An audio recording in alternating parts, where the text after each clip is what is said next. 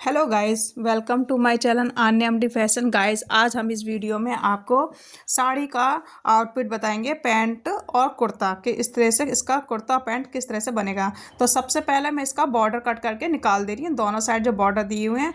अब मैंने इसकी अस्तर की सबसे पहले हम अस्तर की कटिंग करेंगे।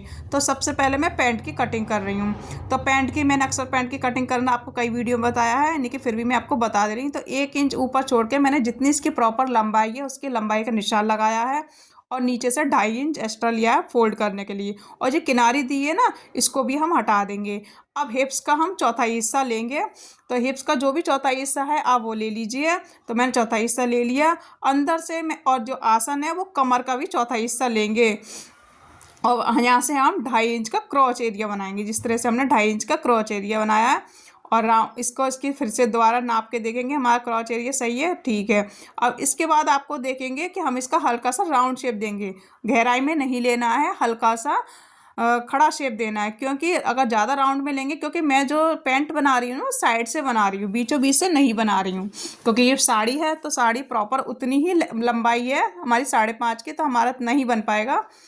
और हम क्योंकि बॉर्डर निकल गया तो इसलिए साड़ी छोटी हो जाती है। अब मैं इस तरह से रखूँगी स्केल को, इसको भी इसी तरह से मिला लेंगे, ज़्यादा गहराई में नहीं निशान लगाना है। अब हम इसकी कटिंग करके इसको निकाल देंगे। तो सबसे पहले मैं इसकी किनारी की कटिंग कर रही हूँ। जो भी हमारा जो किनारी होता है ना वो हम लेते नहीं, क्योंकि सिलाई करने में झोल आता है। अब इस तरह से हम ये कटिंग कर निकाल देंगे। ऐसे ही हम इसको जिस तरह से निकाला है ना, यहाँ पे हम ध्यान रखना है, यहाँ कट लगाना जरूरी है फोल्ड वाले हिस्से पे। अब इसको भी हम इसको बिछा लेंगे। अब हम बैक पार्ट की भी कटिंग करेंगे इसी तरह से। इसको रख के यहाँ से हमने 2.5 इंच का लिया एक्स्ट्रा, अपने आसन वाला 2.5 इंच ले लिया। यहाँ से हमने इसको सीधा कर देंगे। यहाँ से हम सीधा कर देंगे क्रॉच एरिया से। इसको सीधा करने के बाद आपको ऊपर से भी 2.5 इंच उठाना है। देखो, पहले यहाँ से बराबर कर लीजिए, फिर यहाँ से हमें 2.5 इंच ऊपर मिलाना है और यहाँ इसको भी हम सीधा कर लेंगे अपने फ्रंट वाले पार्ट से। अब यहाँ से हमें नीचे से सिर्फ 2 इंच लेना है, ज़्यादा नहीं लेना, सिर्फ 2 इंच। ये 2 इंच पे मैंने निशान लगा लिया। अब स्केल की मदद से इसको भी हम सीधा कर लेंगे ऐसे।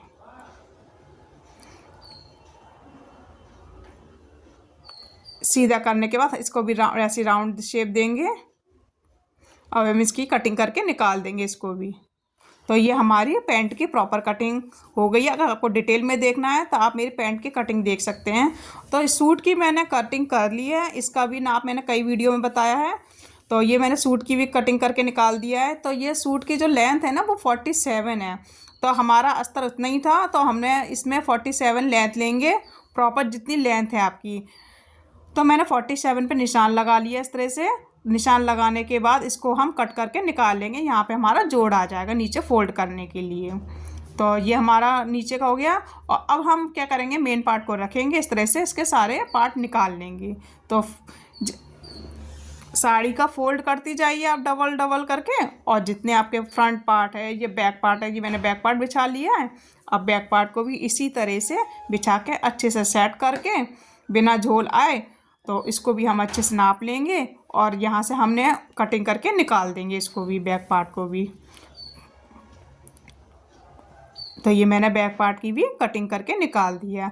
ऐसे अब हम सूट की भी कटिंग है। अब सूट में क्या है कि लंबाई 47 है, तो 47 हमारी साड़ी की विड्थ तो है नहीं है, तो इसीलिए हम चोली वाला बना रहे हैं। इसमें ऊपर हम चोली वाला कट दे देंगे, जैसे हमारी चोली कटिंग होती है ना, उसी तरह से हमने इसको 14 इंच की लंबाई पे कट करा पहले, और जितनी इसकी लेंथ है उतनी हमने लेंथ पूरी निकाल ली है। 47 प्लस 2.5 इंच एक्स्ट्रा या 2 इंच एक्स्ट्रा आप ले सकते हैं फोल्डिंग के लिए।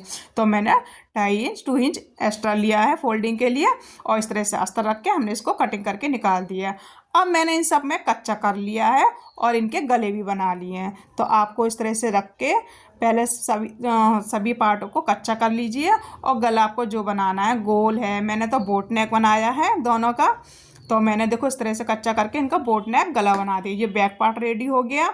और देखो ये फ्रंट पार्ट है। फ्रंट पार्ट में मैंने बोट नेक में डिज़ाइन दिया है, और इसका डिज़ाइन जो यूट्यूब पे डला हुआ है, आप वीडियो इसकी देख सकते हैं कि डिज़ाइन मैंने कैसे बनाया है। तो इस तरह से ये मेरा रेडी हो गया है। तो आप इसका गला भी देख सकते हैं, कितना अच्छा डिज़ाइन लग रहा है इसका गला। तो तो आप उसमें जाके देख सकते हैं। तो अब मैंने ये सूट भी रेडी कर लिया और पैंट की भी मैंने प्रॉपर तरीके से स्टिचिंग कर ली है। पैंट का भी मैंने अस्तर से पहले कवर कर लिया, अस्तर और मेन पार्ट को अच्छे से कच्चा करके। फिर आसन जोड़ना है, जैसे आसन जोड़ते हैं। फिर साइड पॉकेट लगाई है हमने इसमें। पैंट की भी मैंने कई स्टिचिंग बताई है।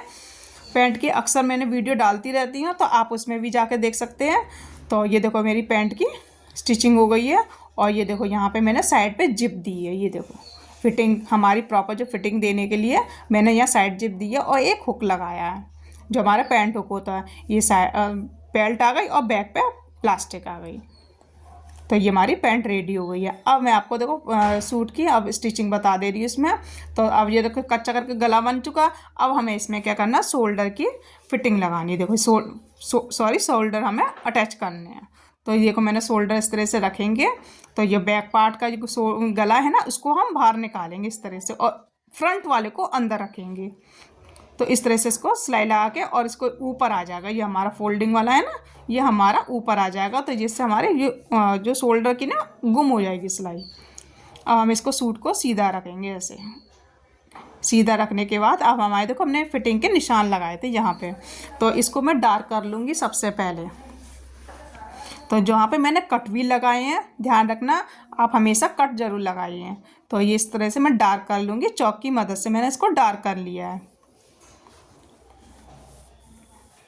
जिससे मैं ये दूसरे साइड इसको छाप सकूँ। देखो इसको हमने इस तरह सीधा करा और दूसरे साइड मिलाते हुए इसको हाथों से मिलाते हुए कट से कट मिलाया आपने और हाथों की मदद से टप टप करके इसको दूसरे साइड हम छाप लेंगे, जिससे हमारे वही निशान प्रॉपर तरीके दूसरे साइड आ जाए। तो ये देखो मैंने निशान भी लगा लिए इस तरह से। ये निशान लग चुके हैं इस तरह से। अब हम इसको सीधा करेंगे। सीधा करके एक बार आप चेक कर लीजिए कि हमारे फिटिंग के निशान हैं वो हमारे प्रॉपर आए हैं कि नहीं है। तो कोई मैं इस इंची टेप्स की मदद से देख रही हूँ। तो ये मेरा 20 आया है, ये मेरा 90 है। तो देखो मेरा 90 आया और ये 21 है।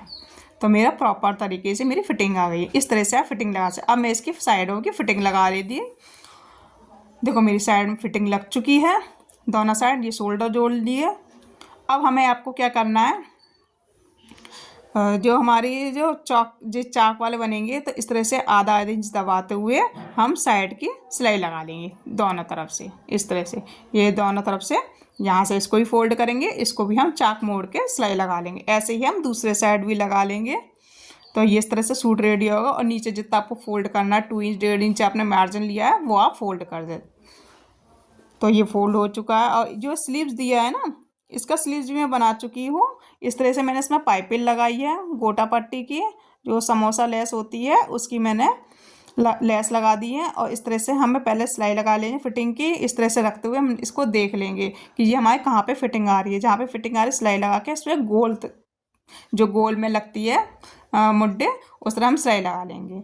तो ये हमारी सूट भी रेडी हो गया। देखो फ्रेंड्स मेरा सूट कितने प्रॉपर तरीके से मैंने रेडी कर लिया है। ये इसकी आप देख सकते हैं।